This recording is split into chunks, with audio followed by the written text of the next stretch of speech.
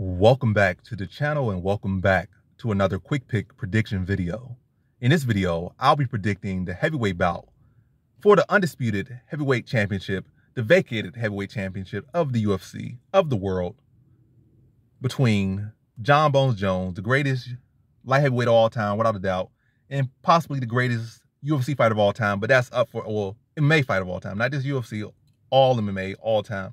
Definitely up for debate, top 3, top 4, top 5 at least. I'm going to say top 3 at least. At least top 3.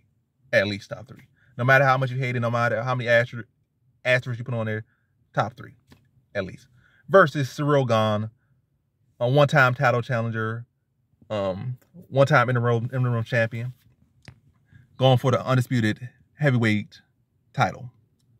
So how I see this one right here is I'm going average confidence Jon Jones. At first it was low confidence, but seeing all those videos, seeing that motivation, see where his head is at, that's going to get bumped to the average. It's still going to be a tough test, at least on paper.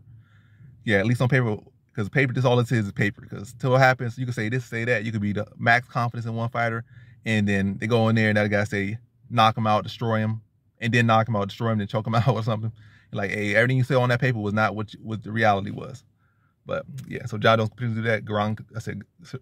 Jones could do that. Potentially, Ciryl Gane could potentially do that. But yeah, as far as paper goes, very tough matchup. Like Jon Jones hasn't fought in like what 3 years or something, or a good number of years now. His last 2 fights were relatively close. And the guy he last struggled with being getting destroyed. So it's like he's coming back off the best look. He struggled against a guy that looked like he about to get cut from the UFC in your last fight. In my opinion, he lost that fight. Like no hate or nothing. I just feel like Jon Jones, whenever he has a fight, I feel like he destroyed. I mean, I said destroyed. I feel like he clearly beat Thiago Santos. I feel like he clearly beat Gustafsson in the first fight. You know, a lot of people say, oh, Gustafsson beat him. Oh, Santos been like, he dropped Santos like twice in that fight. Broke both his knees for life. And in the Gustafsson fight, I worked him like 2 rounds. And then in the crucial 3rd round, he clearly outworked him. But in Dominic Reyes fight, I feel like he just paced himself too much in that fight, and thinking it probably like a 10-round fight when it's actually just a 3-round fight, and gave up those first 3 rounds, and he just really outworked the tired Dominic Reyes in the 4th and 5th. So it was just maybe a bad strategy, or maybe he was just too comfortable in that fight.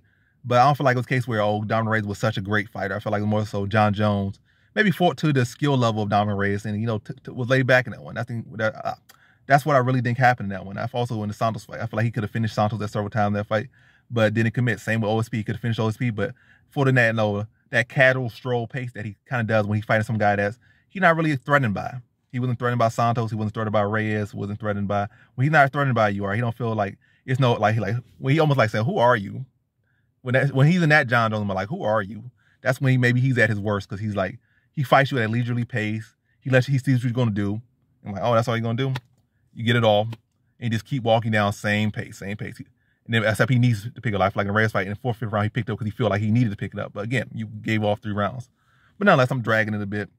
I just feel like Jon Jones, that's the concern with me. He's not coming off the best momentum necessarily, as far as like looking good. Obviously, all he has known is victory. But as far as like momentum looking good, he has not come to the best momentum.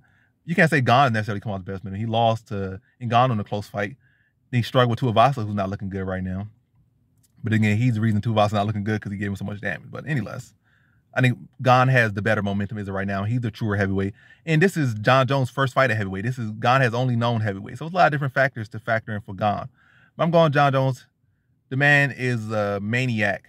For good or bad, he's a maniac. He's obsessive with it when he's really locked in. And matter of fact, he's obsessive all the time. He's looking at every tweet, every YouTube video, every little radio podcast on him. Like, he's tuned in to what people talk about him.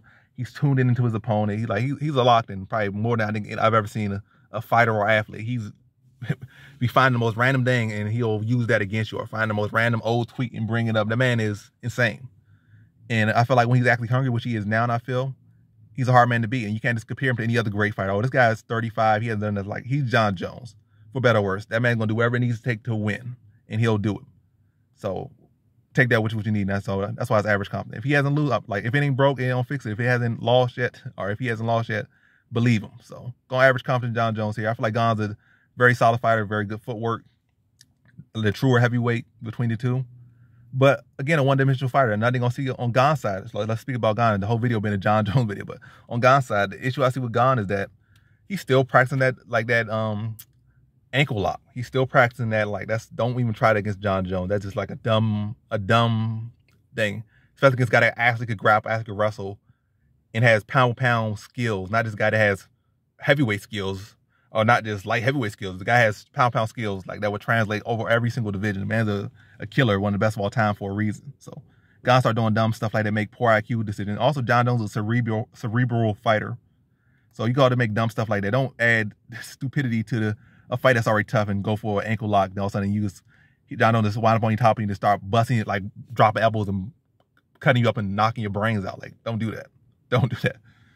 But yeah, Gane's a solid fighter, but let me just get to the point. I already dragged it out.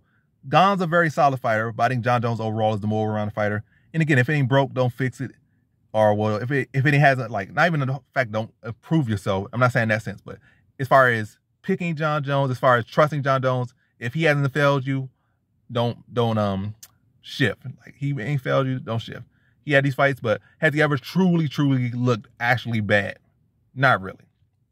He looked lazy and disinterested, but he has never actually truly looked bad in the performance.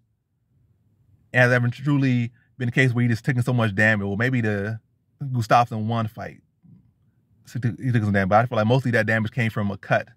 In actuality, he landed a cleaner exchange, but Gustafsson's uppercut or hook was great, but Jon Jones landed clean. His elbow actually landed much cleaner than Gustafsson's punch.